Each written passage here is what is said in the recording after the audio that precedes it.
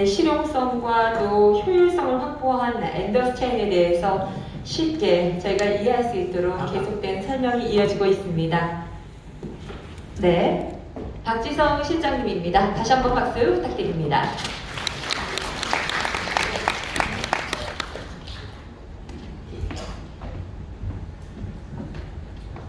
뒷분들 잘 들리시나요? 네, 제가 귀가 큰지 이어마이크가 잘 안 맞아서요. 일단 DM 생태계 발표하는데 저희 테크월드한테 첫 순서를 할애해 주신 박상준 교수님께 진심으로 감사의 말씀을 드리고 싶고, 여러분들께 당부 하나 드리고 싶은데, 제가 아까 전에 이 앞에 발표 듣는데 너무 엄숙해요. 지금 약간 교회라고 해도 믿을 것 같이 너무 엄숙해서요. 오늘 엔더스체인이 지향하는 목표가 다 함께이잖아요. 그러니까 조금 더 여유롭게 즐겁게 즐겨주셨으면 좋겠습니다. 네, 저는 발표를 맡은 테크월드의 박지성이고요.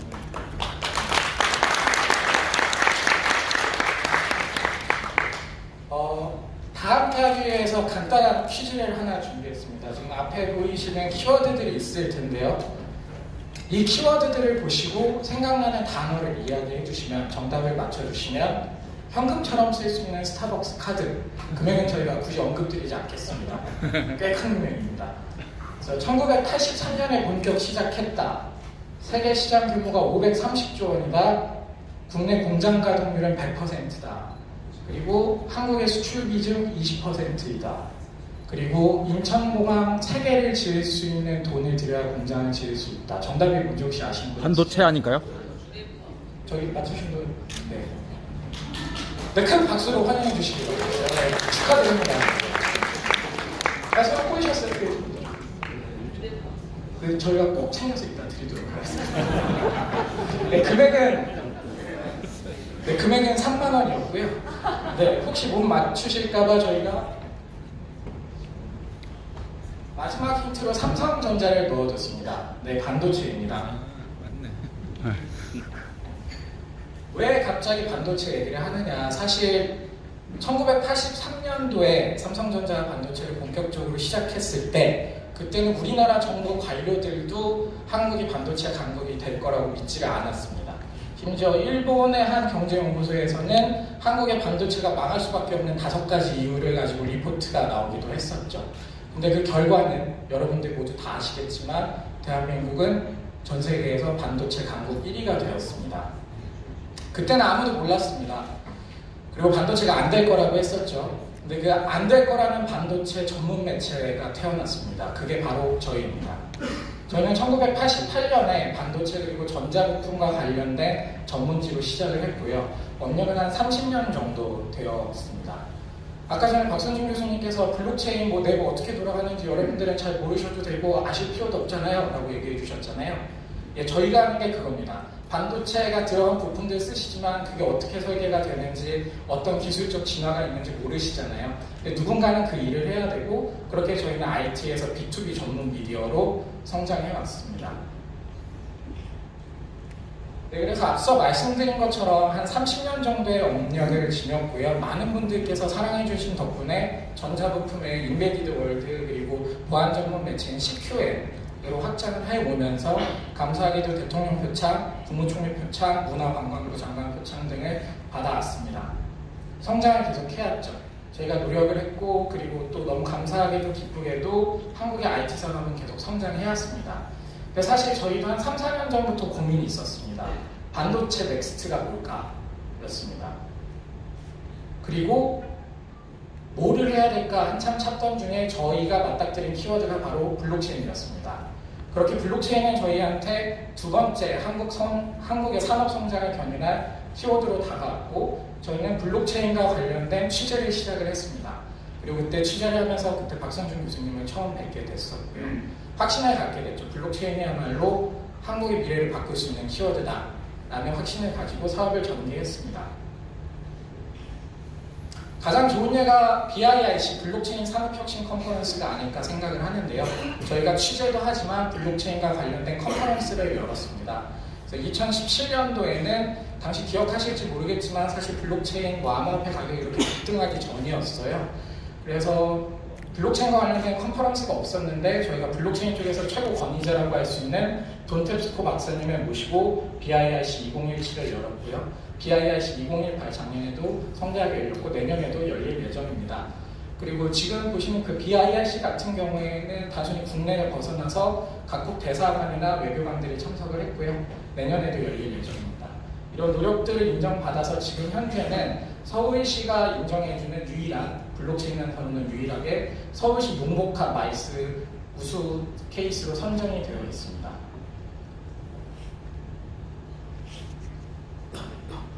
근데 고민이 또 생깁니다. 이렇게 취재하고 컨퍼런스 하면 진짜 다 하는 걸까? 블록체인 사업을 한다고 얘기할 수 있을까? BIRC 2017이 끝나고 암호화폐 가격이 급등했습니다. 그래서 거의 모든 매체가, 여기 매체 기자분들도 함께 하신 걸로 알고 있는데 좀 조심스럽습니다만 거의 모든 매체가 블록체인을 하기 시작을 했습니다. 블록체인 전문 매체들도 생겨났었고요. 그래서 지금 화면에서 보시면 가장 오른쪽에 있는, 제 기준에서 오른쪽에 있는 대형 매체들도 블록체인과 관련된 취재팀을 꾸렸고 컨퍼런스나 세미나를 시작을 했고요. 블록체인 전문 매체라고 할 수 있는 업체들도 생겨났습니다. 이렇게 한국에서 블록체인 미디어 영역은 계속 커졌는데 한 가지 공통점이 있습니다. 일단 대형 미디어들은 블록체인을 바라보는 시각이 하나의 취재 영역 아니면 하나의 사업 영역으로 바라본다는 거고요. 두 번째, 이제 블록체인 전문 미디어들은 차별화 전략으로서 블록체인을 바라본다는 거죠. 그러니까 대형 매체들처럼 많은 기자를 운영하기가 힘드니 블록체인 쪽에 특화시켜서 그쪽을 집중적으로 취재를 하고 거기에 대해서 뎁스 깊은 정보를 주는 것. 그게 우리가 알고 있는 지금 대한민국 블록체인의 미디어 업계 지도라고 저희는 인식을 하고 있습니다. 근데 그것만으로 충분할까요? 또 저희도 취재를 하고 있고 물론 기자 수가 그렇게 많지는 않지만 그리고 나름 BIRC 서울시 우수마이스로 선정을 받았는데 우리 진짜 블록체인 한다고 할 수 있을까? 그거에 대한 고민이 계속 있었습니다.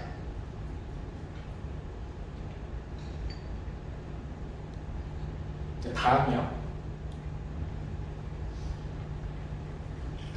사실 미디어 업계는 알고 계실지 모르겠지만 총체적인 사업 모델의 한계에 직면해 있습니다. 미디어 언론사다 보니까 OW1, 6하 원칙에 나눠서 조금 설명을 드리고 싶은데요. 첫 번째는 누가 컨텐츠를 만드는가입니다. 지금도 물론 기자분들이 열심히 기사를 쓰시고 좋은 퀄리티의 기사를 쓰시지만 사실 이제는 독자랑 기자의 구분, 그 영역이 붕괴되기 시작을 했습니다. 어떻게 보면 기자분들보다 더 잘하는 전문가분들이 계시고 그런 분들의 인터뷰와 아니면 컬럼 기고문들을 받아서 미디어 생태계가 구축이 되고 있고요. 잘 아실지 모르겠지만 허핑턴 포스트 같은 친구들의 대표적인 예로 들 수 있겠죠. 두 번째는 어떤 컨텐츠를 만드는가 하는 관점입니다. 아젠다 세팅이죠. 언론사가 가지고 있는 가장 큰 권력입니다. 그래서 언론사가 어떤 것을 취재할 것인가를 정하고 그렇게 되면 수용자들은 그 기사를 받아보게 되죠. 근데 이 구조도 무너지기 시작을 했습니다. 최근에 발간됐었던 뉴욕타임즈 혁신보고서에서는 여대생한테 한번 물어봤었대요. 너 뉴스를 대체 어디서 보니? 그랬더니 여대생이 페이스북이요라고 대답을 했답니다. 그래서 이 기사가 화가 난 거죠. 야, 너 그런 거 보니까 교양이 없지. 중요한 뉴스들은 매체사들이 선정한 웹페이지에 다 있는데 또 이 여대생이 한 말이 걸작이었어요. 뭐라고 했냐면 그게 정말 중요한 뉴스면 그 뉴스가 나를 찾아올 거다. 지금 SNS들이 활용하고 있는 알고리즘이 그겁니다. 댓글이나 좋아요가 많으면 그 기사들은 여러분들을 찾아갑니다. 예전에 언론사가 가지고 있었던 강력한 권력이었었던 아젠다 세팅이 이젠 독자들한테 넘어간 겁니다. 세 번째는 어떤 채널을 통해 유통이 되는가. 앞서 말씀드렸었지만 기존에는 신문이나 잡지, 방송을 통해서 봤지만 이제는 더 이상 거기를 방문하지 않습니다. 여기 앉아 계신 많은 분들이 네이버 아니면 다음 같은 데서 확인을 하실 거고요. 카카오 아니면 페이스북 같은 소셜 네트워킹 서비스를 통해서 뉴스를 소비를 하실 겁니다. 근데 이제 그마저도 챌린지 받고 있죠. 네이버가 뭔데 이거 왜 급상승 검색 순위 바꿨냐, 왜 기사는 보이질 않느냐, 챌린지를 또 받고 있습니다. 다음은 컨텐츠를 활용하는 목적이 무엇이냐라는 관점입니다. 예전에는 컨텐츠를 소비를 할 때 말 그대로 뉴스였었습니다. 내가 모르는 새로운 소식들, 객관적인 팩트들. 근데 솔직히 요즘 그런 뉴스에 관심이 있으실까요? 저희 내부적으로 저희도 그냥 팩트 다루는 보도자료 같은 거, 물론 탐사보도는 제외하고요. 보도자료 같은 것들에 보면 페이지가 나오지는 않습니다. 볼 이유가 없거든요. 왜냐하면 구글이나 네이버에 치면 그거랑 관련된 정보들이 넘쳐나요. 그래서 이제는 컨텐츠를 소비하는 목적도 달라져서 나와 같은 시각 혹은 다른 시각을 가진 해석을 보고 싶어 하는 게 컨텐츠 소비의 목적입니다. 그리고 마지막으로 how. 그럼 그 컨텐츠를 어떤 시각으로 바라보느냐. 정말 외람된 얘기인데 예전에 비해서 언론사의 위상이 많이 떨어졌습니다. 저희도 증명하고 있는 거고요. 예전에 언론사에 나간 기사는 무비판적으로 받아들여도 괜찮을 정도로 객관적이고 높은 신뢰도가 담보됐지만 최근에는 그렇지가 않습니다. 각색된 뉴스들도 굉장히 많고요. 페이크 뉴스들도 많죠. 물론 언론사들도 이거에 대응하기 위해서 노력을 하고 있습니다. 이게 저희가 마주하고 있는 미디어 업계의 지형 변화입니다. OWH에서 웹 빼고 모든 게 바뀌었습니다. 변화가 필요하죠. 근데 이 모든 5가지를 묶어서 설명할 수 있는 키워드가 하나 있다면 블록체인이 처음 시작될 때 나왔었던 그 정신인 탈중앙화입니다. 네, 그래서 저희는 단순히 언론사가 블록체인을 취재의 영역으로, 사업의 영역으로만 대해서는 안 된다고 생각을 합니다. 변화는 시작돼야 하고 그 변화는 함께 만들어야 합니다. 그래서 저희가 추진하려는 프로젝트 이름은 바로 빅체인저입니다. 빅체인저에 대해서 조금 더 상세하게 말씀을 드리면요. 다음이요. 앞서 말씀드렸었던 변화의 목소리들을 우리는 블록체인 기술을 통해서 구현을 하고자 합니다. 첫 번째는 바로 콘텐츠 생산의 주체의 이동이었었는데요. 더 이상 기자 그리고 글쓰기와 향유하는 자가 구분되지 않는다라고 한다면 이제는 독자분들이 그리고 더 많은 사람들이 글을 쓸 수 있어야 된다고 생각을 합니다. 그래서 블록체인 업계 전문가분들이 각자 노드가 돼서 아티클을 마이닝하는 시스템을 구축을 할 거고요. 두 번째로는 언론사가 가져왔었던 가장 강력한 권한인 아젠다 세팅 역시 배분돼야 한다고 생각을 합니다. 그래서 블록체인 기반의 아젠다 세팅 투표를 통해서 어떤 취재 영역을 정하고 그거에 대한 컨텐츠들을 집중적으로 육성을 할 예정입니다. 많은 분들 아시겠지만 최근에 이슈됐었던 케이스가 뭐가 있을까요? 네, 장자연 사건. 장자연 사건 왜 기사 안 올라오냐? 김학의 사건 왜 취재 안 하느냐? 저희가 개입할 수가 없거든요. 언론사가 기사를 쓰지 않아요. 저는 이 권한을 나누려고 합니다. 그래서 예컨대 블록체인 업계 쪽이라고 한다면 블록체인 업계에서 전체적인 컨트롤 타워가 누군데 어떻게 하고 있느냐라는 게 아젠다 세팅으로 올라와서 취재가 된다면 독자분들과 함께 할 수 있는 언론사의 플랫폼이 될 수 있다고 생각을 하고요. 세 번째는 유통 채널의 독립입니다. 지금도 챌린지를 받고 있는 것처럼 네이버나 다음 같은 대형 SNS 포털에서 종속에서 점진적으로 벗어나서 그 컨텐츠를 읽고 쓴 사람들이 그 수익을 향유할 수 있는 모델이 되어야 할 거라고 생각을 합니다. 물론 비근한 사례가 있습니다. 바로 스팀잇입니다. 하지만 스팀잇 같은 경우는 추가적인 수익 모델을 만들어내지 못했었죠. 그래서 저희는 광고 같은 수익 모델들을 독자들과 나누는 시스템을 지금 고려를 하고 있습니다. 세 번째는 해석과 시각의 강화입니다. 앞서 말씀드렸었던 것처럼 팩트도 중요하지만 그 팩트를 어떻게 해석하느냐가 굉장히 중요한 요소가 되고 있습니다. 그래서 해석과 시각을 강화를 하되 이 해석과 시각에 대한 내용을 블록체인 이력 관리를 통해서 오너십을 확보할 예정입니다. 이게 왜 필요하냐 궁금하신 분들이 있으실 텐데요. 오늘도 사건이 하나 있었습니다. 국내에 굉장히 선도 매체사가 반도체 공정과 항암 발병 사이에 관련이 없다라는 서울대 모 교수님의 발언을 인용해서 기사가 나갔었는데요. 알고 보니까 이 교수님은 그런 말을 한 적이 없어요. 근데 일단 신문에 나갔어요. 그래서 교수님이 항의를 하니까 오늘 오전쯤에 조용히 그 기사가 내려갔어요. 혹은 그 쿼테이션만 떨어져 나갔어요. 블록체인을 통해서 저희는 이제 전문가분들의 인용을 이력 관리를 하고 그 기사를 인용을 할 때는 블록체인 기반의 언론사도 활용할 수 있는 시스템, 그런 시스템을 꿈꾸고 있고요. 마지막으로는 컨텐츠의 객관성 확보입니다. 앞서 말씀드렸던 페이크 뉴스에 대해서 전문가분들이 챌린지를 할 수 있고 그런 집단지성 그리고 더 나아가서는 AI 기반의 알고리즘을 통해서 페이크 뉴스를 차단하는 시스템을 구현을 할 예정입니다. 그래서 빅체인저가 구현하려고 하는 것들은 앞서 말씀드린 이 5가지 챌린지에 대해서 크게 3가지의 핵심 가치를 구현하고자 합니다. 첫 번째는 현지권의 탈중앙화, 두 번째는 유통과 수익의 탈중앙화, 세 번째는 컨텐츠 투명성의 강화입니다. 이를 구현하기 위한 빅체인저의 서비스 아키텍처에 대해서 간단하게 말씀을 드리도록 하겠습니다. 일단 화면에서 보시는 가장 바닥에 있는 레이어가 저희의 백본이 되어줄 엔더스 블록체인입니다. 그래서 엔더스 블록체인을 통해서 저희가 구현하고자 하는 컨텐츠의 계정, 그리고 생산된 컨텐츠 이력 관리들을 블록체인화 시켜서 컨텐츠 자체를 블록체인으로 올리는 활동들을 이어나갈 거고요. 앞서 말씀드렸었던 아젠다 세팅, 등에 대해서는 보팅 그리고 컨센서스 매니저 툴을 활용할 예정입니다. 그리고 그 이에 이제 비체인저의 플랫폼을 얹을 예정입니다. 그래서 댓글 조작 같은 것들을 차단할 수 있는 아이디 액세스 매니저, 그리고 더 많은 분들이 편리하게 툴을 사용할 수 있는 컨텐츠 매니지먼트 시스템 툴, CMS 툴, 그리고 기사보다 더 중요해지고 있죠. 메타데이터를 관리할 수 있는 툴, 그리고 앞서 말씀드린 아젠다 세팅, 기사에 대한 공정한 의견들을 나눌 수 있는 보팅, 서베이 툴, 리워드, 레퓨테이션 매니지먼트들을 차근차근 쌓아나갈 예정이에요. 저희만 이렇게 해서는 의미가 없다고 생각을 하고요. 마지막 세 번째 가장 최상위, 다른 언론사들도 이렇게 만들어진 블록체인 기반의 인용 문구를 쓸 수 있게 하고 이렇게 창출된 트래픽을 활용할 수 있는 광고주들을 모집을 할 예정입니다. 네, 굉장히 많은 것들을 말씀을 드렸는데요. 이걸 단기간 안에 이루기는 되게 힘들 것 같습니다. 사실 이 아이디어를 공유를 한 건 교수님과 한 2년 전이었었던 것 같아요. 그래서 지금도 계속 검증을 하면서 진행을 하고 있는데 저희는 크게 1년 반 정도를 바라보고 페이지를 3개 정도로 나누어서 이 그림을 총체적으로 구현을 할 예정입니다. 그래서 페이즈 1과 페이즈 2에서는 기존 레거시 시스템 하에서 컨텐츠 생태계가 개방이 되고 운영되는 것이 과연 합당하고 리즈너블하냐를 집중적으로 검증을 할 예정입니다.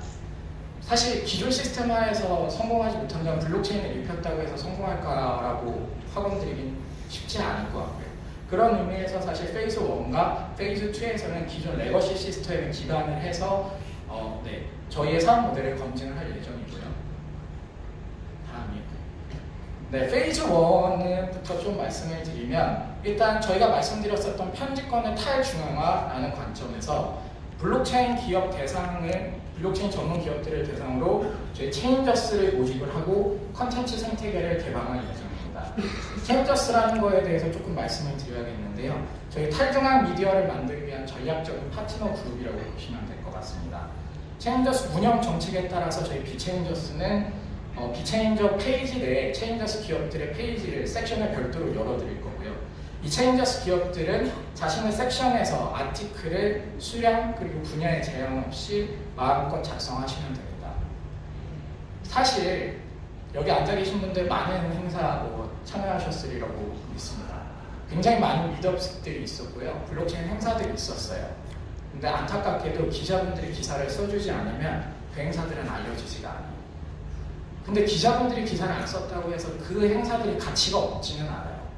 심지어 저도 기사를 볼 때 페이스북에서 박성준 교수님, 아까 자리해 주셨던 구태환 변호사님, 김영준 교수님, 최수혁 대표님이 쓰신 글들을 유심히 봅니다. 그것들 자체로가 콘텐츠가 될 수 있는데 그게 SNS, 페이스북에서 우리가 친구가 아니라는 이유로 보여지지가 않는 거죠. 그래서 저희는 이 체인저스들을 통해서 저희 블록체인 전문 섹션 내에서는 행사에 참여했었던 분들의 소감, 연애, 그리고 인사이트들을 공유할 수 있는 섹션을 열 예정입니다.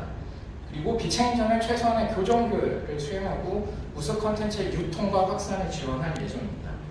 그리고 이 과정 중에 블록체인 아젠다 세팅과 보팅에 대한 테스트, 그리고 기존의 제2관계에 있는 레거시 채널의 전략적인 활용, 페이크 뉴스를 위한 알고리즘 개발을 페이즈 1에서 구축을 할 예정이고요. 다음이요.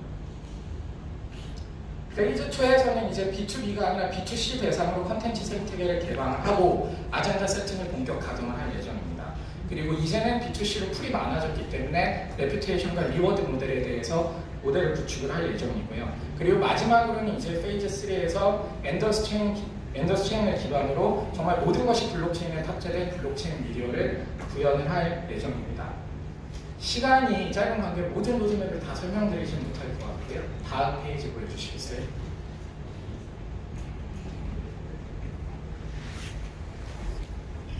잘 보이실지 모르겠는데 편지입니다. 지금 보시는 편지는 2017년에 돈템스코 박사님 모시기 위해서 2016년 10월에 저희가 썼었던 편지입니다. 그때 제1회 블록체인 산업혁신 컨퍼런스를 기획을 하면서 박성준 교수님께 조언을 굉장히 많이 들었었는데요. 그때 박성준 교수님께서 그 얘기를 하시더라고요. 이봐, 그러지 말고 돈템스코 박사님을 모셔보는 게 어때? 알죠? 근데 돈템스코 박사님이 한국에 IT B2B 쪽에서는 유명하다고 하더라도 우리가 보면 모시겠어요? 블록체인 혁명의 저자이자 세계경제포럼 멤버이신데. 그래서 조금 회의적이었습니다. 그랬더니 저희 회사에 근무하고 계시는 조종원 기사님께서 그러시더라고요. 손편지를 한번 써보면 어떨까요? 손해볼 거 없잖아요.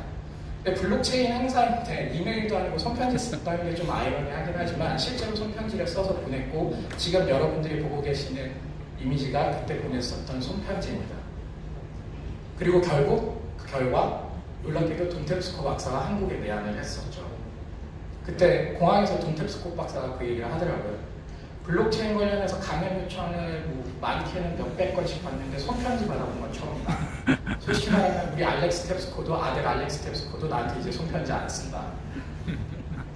오늘 저희가 공유했던 구상이 지금 보시는 저 파란색 제 손글씨처럼 삐뚤빼뚤한 제 손글씨처럼 미진할 수도 있습니다. 그리고 저희가 오늘 발표했었던 계획들이 앞으로 어떻게 될지는 저희가 편지를 보낼 때처럼 어떻게 될지 아무도 모릅니다. 저희는 최선을 다할 거지만요. 근데 그렇다고 저희는 서 있을 수는 없을 것 같습니다. 그래서 이 손편지를 썼을 때와 같은 심정으로 오늘 다시 한번 인비테이션 레터를 보내려고 합니다. 다음이요. 네, 디어롤 여러분 저희와 함께 비체인저가 되어주십시오. 감사합니다.